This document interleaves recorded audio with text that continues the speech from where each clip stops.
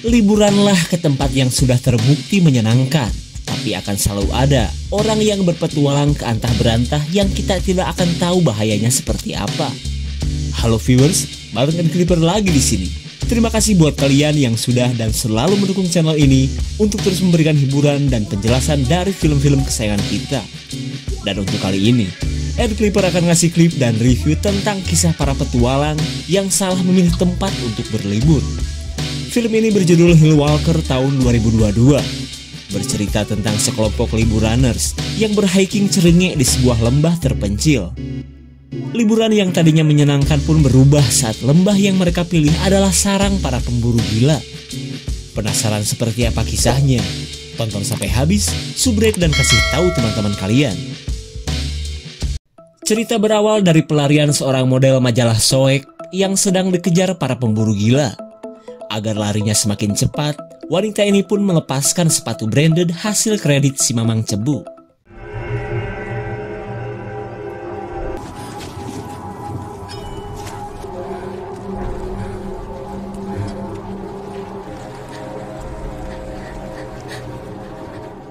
Setelah masuk ke dalam bunker-bunkeran, wanita ini melihat kedatangan salah satu pemburu.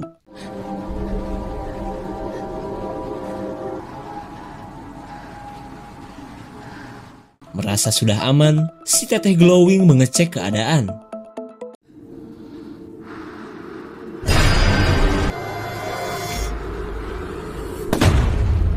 Dan inilah Hillwalker. 1 bulan berlalu, kita beralih ke perjalanan para karyawan Bang Emok yang akan berhiking di lembah tadi. Karena ngemol dan ngape butuh biaya, mereka memilih untuk ngebolang saja di lembah yang jauh dari peradaban.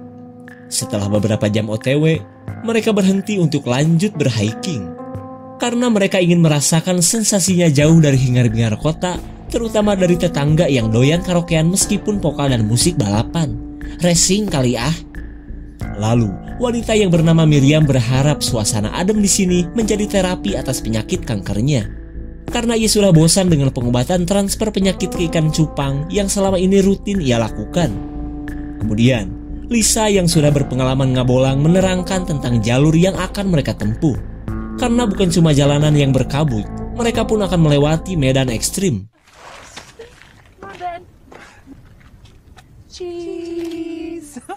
Ketika persiapan sudah beres, mereka pun meninggalkan mobil dan memulai petualangannya.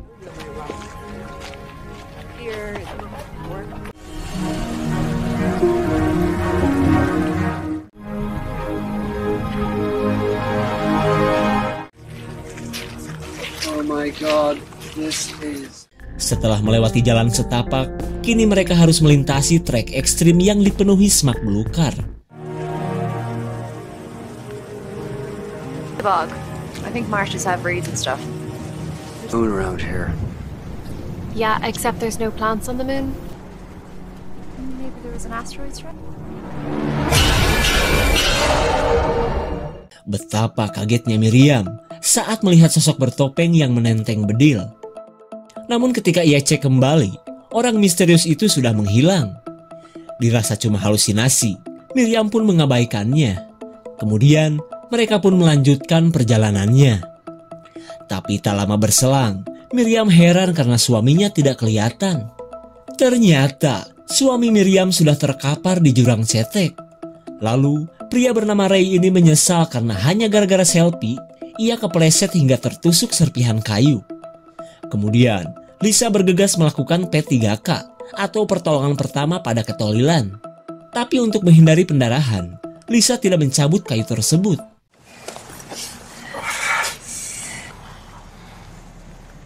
No, nothing. Di tengah kepanikan, mereka tidak mendapatkan sinyal apalagi bantuan Kang Mantri.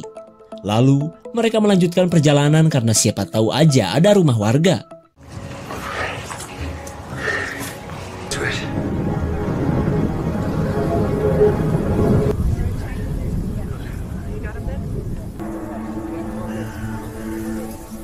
Setelah beberapa saat, Lisa menyarankan agar mereka memotong jalur agar lebih cepat ke jalan utama. Akan tetapi, cara tersebut mengharuskan mereka melewati sebuah lahan pribadi. Dirasa itu rencana terbaik, Mereka pun tidak peduli melintasi lahan yang entah milik siapa itu.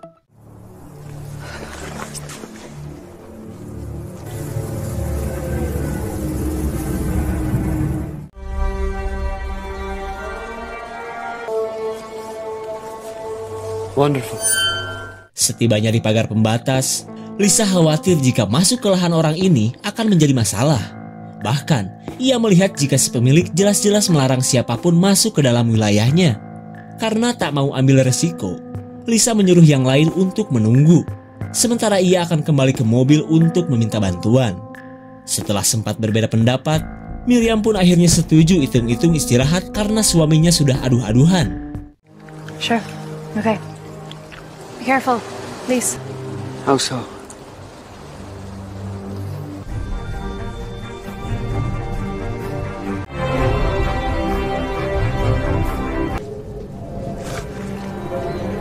Di tengah perjalanan, Lisa menemukan sebuah sepatu milik si model tadi.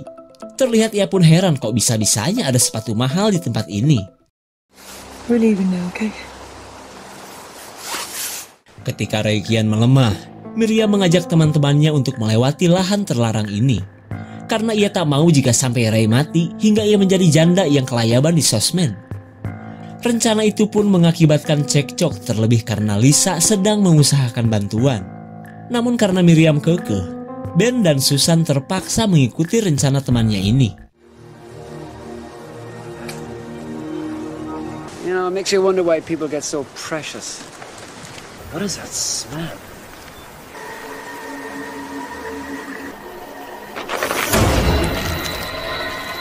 Betapa kagetnya mereka saat menemukan banyak bangkai rusa dengan aroma yang hampir merontokkan bulu hidung. Lalu, Miriam berkata jika semua itu pasti ulah si pemilik lahan yang doyan berburu. Ia pun tidak menyangka binatang yang dilindungi ini malah dijadikan target buruan. Sesaat sebelum pergi, Susan mengambil gambar-gambar bangkai ini. Namun tanpa ia sadari, seseorang yang misterius sedang memperhatikannya.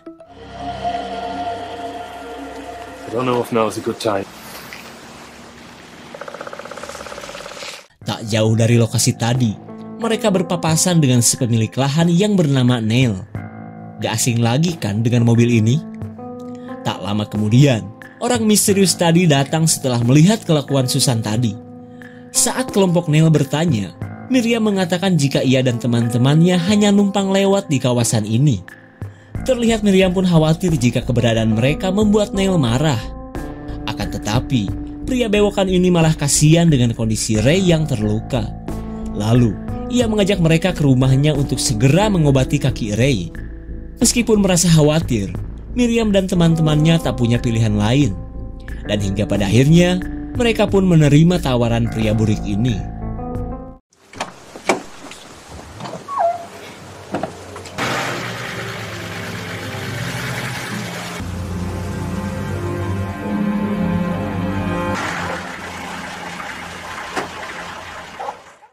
Setibanya di rumah Neil, mereka diperlakukan dengan baik. Kemudian, Neil menyuruh ponakannya untuk segera menghubungi dokter. Miriam pun berterima kasih atas perhatian Neil meskipun dirinya masih penuh kekhawatiran. Apalagi saat melihat hiasan di rumah ini yang hampir semuanya berasal dari binatang. Ketika Neil mencoba untuk akrab, saudara Neil yang bernama Tej menyajikan teh betot dengan resep rahasia. Antara manis tapi cenderung kecut, Ben dan Miriam berusaha menikmati jamuan di hadapan si tuan rumah.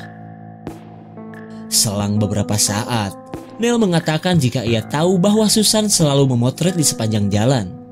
Neil pun tidak suka dengan kelakuan orang-orang kota yang selalu kepo di daerahnya. Apalagi ia merasa bahwa orang kota itu selalu menganggap kelompoknya kaum rendahan. Mendengar curhatan Neil, Susan dan yang lain bingung harus ngomong apaan. Dengan lantang Neil pun berkata, "Aku tidak akan membiarkan kalian hidup, karena hanya akan membawa masalah kepadaku." What do you mean to bring trouble in on me?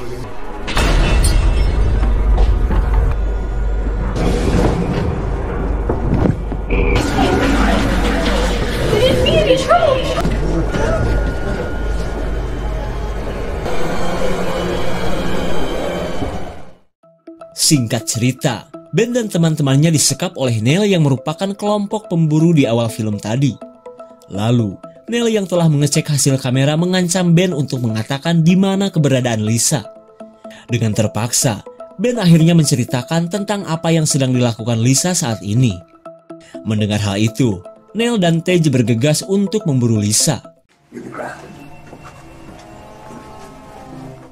Setelah kedua seniornya pergi, ponakan Neil yang bernama Stippy ngoprek HP Ben. Kemudian, si sengklek Stippy kesal karena di HP tersebut tidak ada video uh-ah-uh-ahan. Di tengah kekesalan Stippy, Ben malah menceramahinya jika video semacam itu hanya merusak moral bangsa.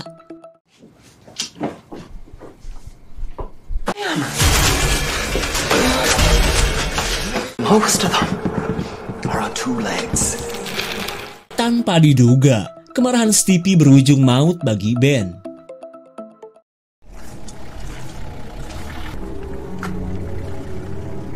Setelah cukup lama berjalan, Lisa tiba di lokasi mobil bersamaan dengan datangnya Neil dan Tej. Lalu, Neil bersandiwara jika ia disuruh teman-teman Lisa untuk menjemput. Akan tetapi, Lisa tidak percaya begitu saja. Karena Lisa malah palangap-longo, Tej yang sudah marah langsung mengambil bedil andalannya.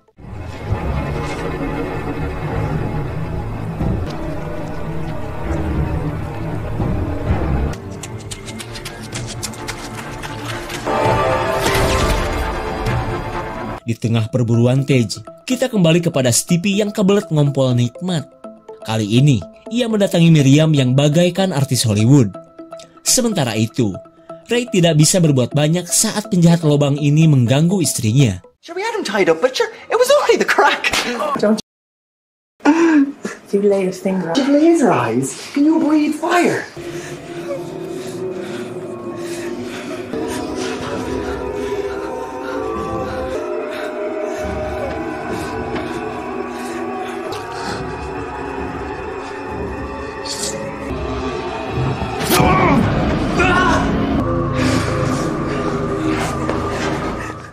Setelah melukai Stippy sampai pergi, Ray segera menyelamatkan istrinya.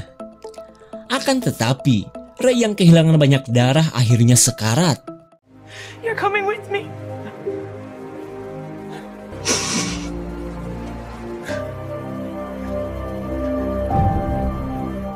Dengan meninggalnya Ray, kepedihan Miriam memuncak karena sekarang ia resmi menjadi seorang janda. Lalu, ia bertekad untuk menuntut balas kepada orang-orang yang telah menghancurkan hidupnya. Dan ketika Tej masih memburu Lisa, si bewok Neil memilih untuk kembali ke rumahnya. Sementara itu, Miriam yang terlihat ketakutan mencari keberadaan Stippy. Tapi bukannya ketemu, Miriam malah melihat Ben sudah menjadi jasad berkantong plastik.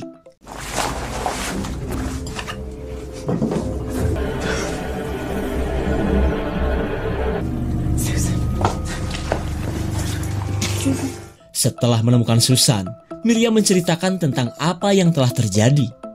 Di tengah kesedihan Susan, Miriam mengajaknya untuk menuntut balas. Pucuk dicinta badak pun tiba. Melihat dua kelenjar di depannya, Stippy merasa jika ia akan puas diservis tawanan bosnya. Sementara itu, Miriam bersandiwara bahwa Stippy gak usah repot-repot bawa parang jika mau main futsal dengan mereka.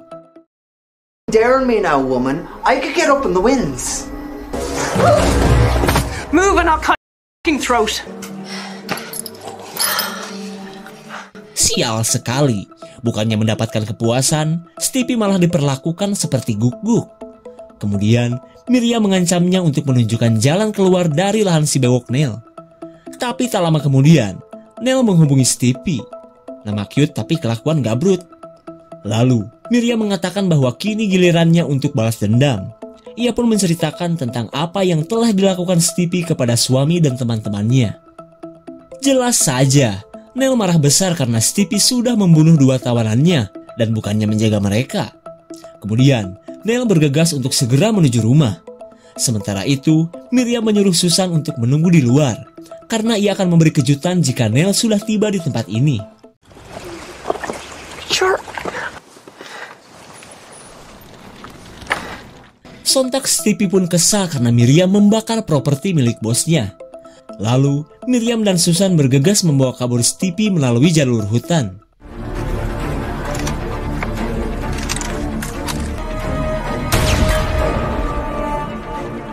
Merasa buruannya sudah tumbang, Tej langsung mengeceknya. Tapi tak lama kemudian, Neil yang sudah di dekat rumahnya menceritakan semua yang telah terjadi. Mendengar tawanan yang tersisa sudah kabur, Tej berniat untuk menghadang mereka di daerah ini.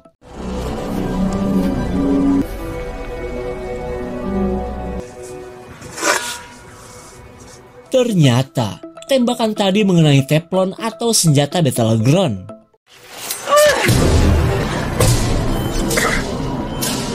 Pisau kecil mah gak mungkin bisa membunuhku. Tapi tiba-tiba, Tej merasakan perih dan mual dari perutnya. Rupanya, Lisa yang juga anak seorang pemburu tahu betul di mana ia harus menyocolkan pisau lipatnya. Melihat ancaman Lisa, Tej akhirnya mengatakan jika Ray dan Ben sudah tewas. Setelah menghabisi penjahat ini, Lisa bergegas mencari temannya yang lain. Kemudian kita beralih ke pelarian Miriam dan Susan. Dari petunjuk Stipe, mereka menuju jalur tercepat ke jalan raya. Namun tanpa mereka sadari, seseorang sedang memperhatikan. Sementara itu, Stipe terus ngebacot dan memanas-manasi Miriam yang kini seorang janda. Setelah membuat Stipe merengkel, mereka mendengar keberadaan seseorang.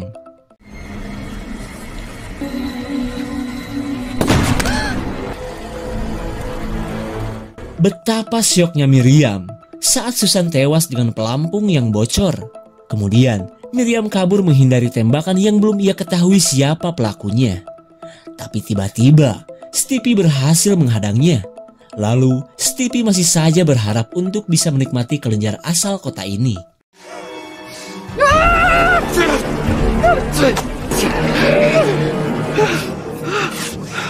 Untung saja, kedatangan Neil membuat kelakuan Stipe berhenti. Kesal dengan kelakuan Stipe, Neil memilih untuk menghabisi kacungnya ini. Lalu, Neil menceritakan bahwa dirinya bukanlah paman Stipe. Ibumu yang orang kota itu telah aku bunuh karena melahirkan di lahanku. Jadi, aku sengaja mengurusmu untuk aku jadikan kacung. Bacotan Neil pun jelas membuat Stipe sulit untuk percaya. Kemudian, Neil kembali menyalahkan Miriam yang telah memasuki wilayahnya. Karena ia tidak mau ada orang yang kepo, apalagi melaporkan perburuan binatang yang ia lakukan. The city eats you alive.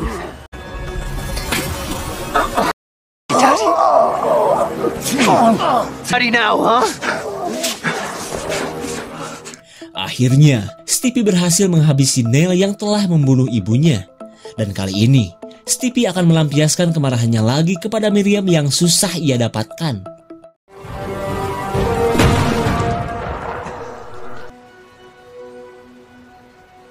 Tepat pada waktunya, Lisa datang dan berhasil menjedor Stipe. You came back. Sorry I left.